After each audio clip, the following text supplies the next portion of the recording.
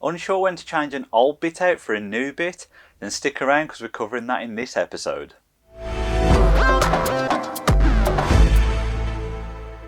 Hey everyone, and welcome to another episode of James Dean Designs. If you're new to the channel and love CNC, make sure you hit that subscribe button in the corner to get all the latest videos. Now, a few months ago I made a beginner's guide to CNC bits where we covered some of the most common bits used on our desktop CNC machines and how they work. Link is in the corner if you've not seen it already. But one question that came out of that video from a few people was, how do I know when to change an old bit over to a new bit? And if you're new to CNC, that's a brilliant question because it's one of those things that you kind of pick up with experience. But we're going to try and cover some things today that indicate when you need to change a bit over.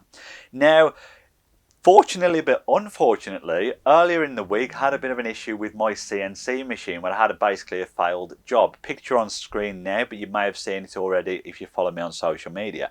But it gave me the perfect example to show you basically what is a bad bit versus what is a new bit. So let's take a closer look at those and see some of the differences now. So what we have here is 4 flat end mills. They're all 1/8 upcut bits or 3.175mm upcut bits. The only difference between the two sets that we've got in front of us is one has the blue coating, the other does not. But effectively what we have is a used bit in each set, which is the one on the left, and then we have a brand new bit in each set, which is the one on the right hand side. Now hopefully straight away you can start to see some obvious differences in each set. The main thing being the colour difference. So if we start with the uncoated one first, now what we can see is this is a nice shiny silver, and the one on the left hand side is quite black and dull on the end. If I roll that about, it might just make it a little bit more obvious. And the similar scenario over here. With the blue one, it's a nice vibrant blue. The one on the left has started to lose a little bit of its colour, go dull, and also again become a little bit black and dark. Now straight away that's an indication between obviously a new bit and a used bit, and the reason you have the discoloration is as the cutting edges get blunt, it generates more friction as it's cutting through material. More friction equals more heat starts to change the colour of the bit. So what you'll probably find as well is a used bit will be hotter once it's finished machining than a new cutting bit.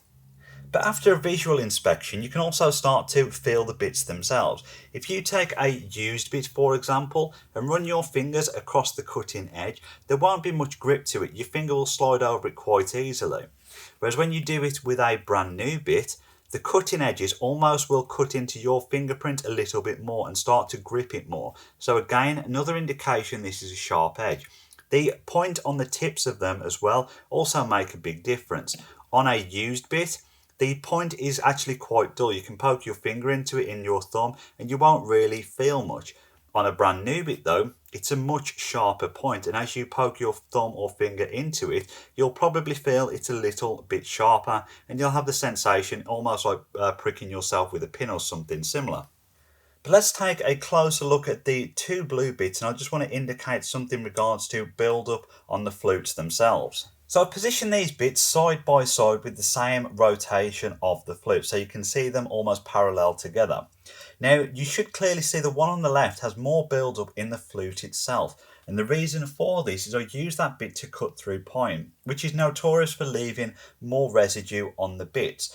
Now the residue itself doesn't necessarily make the bit blunt, but ultimately it will make it less efficient when cutting through, because the material can't pass up those flutes as easy because of the residue buildup.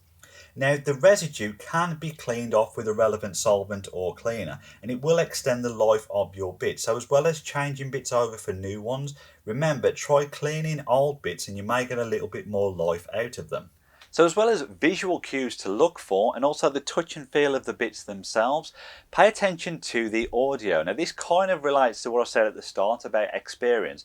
The more you listen to your machine, it does talk to you and tell you when it's struggling, and naturally a blunt, dull bit will struggle to cut through the material as opposed to a new bit which will go through it much easier.